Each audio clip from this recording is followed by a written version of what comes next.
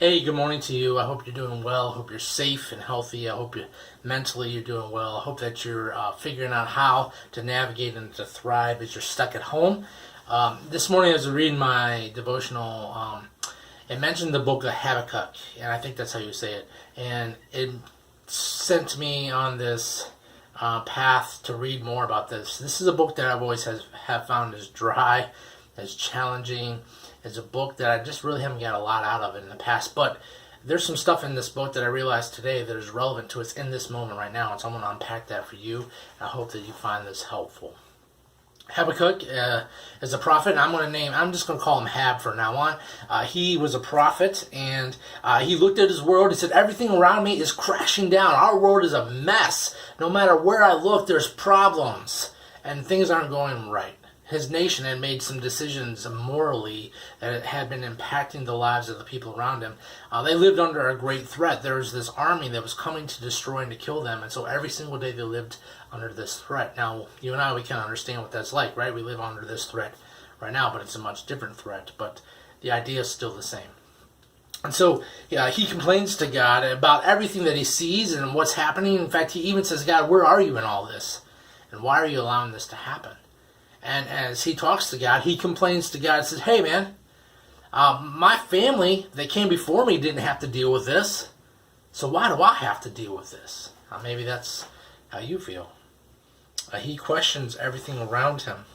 And then he ends this complaint to God by insulting God. He says this, he says, God, you are everlasting. You are holy and you will never die. And that doesn't sound like an insult, but if you study really what he is saying, basically he says this. He's saying, hey God, I thought you were better than this. Why are you letting this happen right now in this moment? Why is all this bad stuff happening? Don't you care about us? I thought you were better than this, God. And maybe that's how you feel right now with all this stuff that's going on in our world.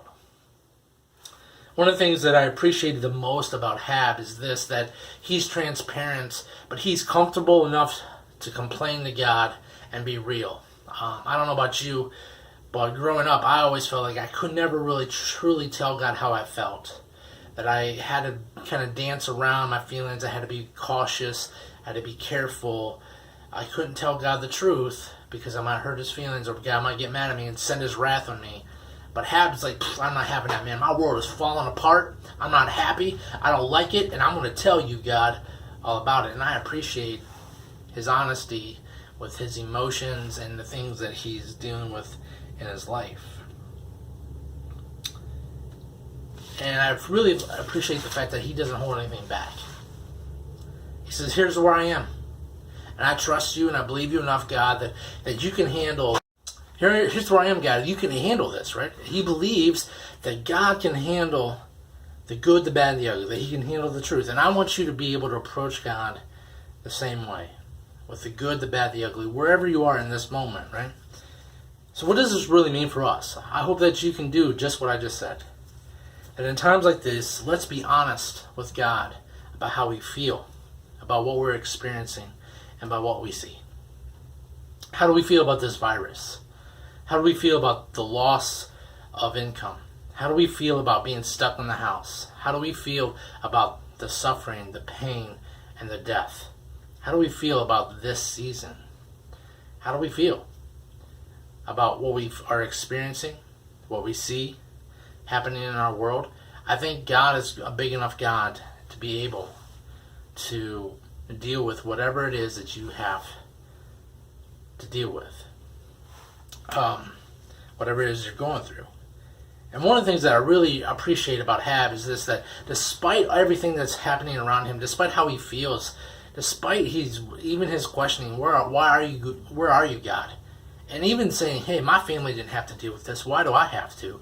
He refuses to allow himself to get to the point where he says, God, I can't trust you.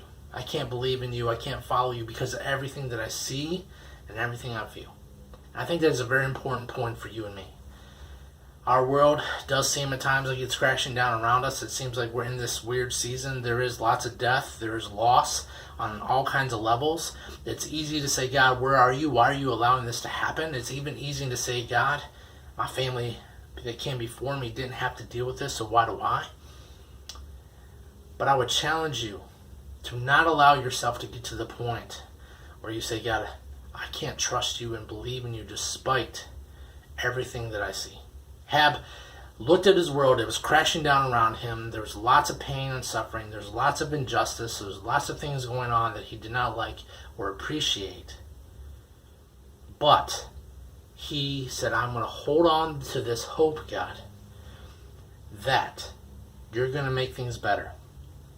I'm going to hold on to this hope that you're going to prevail. And I think that's the lesson for you and for me in this season. That we have got to hold on to the hope that God is above all things, that God is in all things, that God is moving and He will prevail despite what we see or what we feel in our life. We need to be like Hab. We need to be honest and transparent with what we're feeling in this moment, but we also need to hold on to the hope that we can trust God. God is a good God. God is trustworthy. God is going to prevail and overcome this situation. I hope that you can do the same, despite what you feel, despite what you experience, despite what you see. Because God is greater than those things.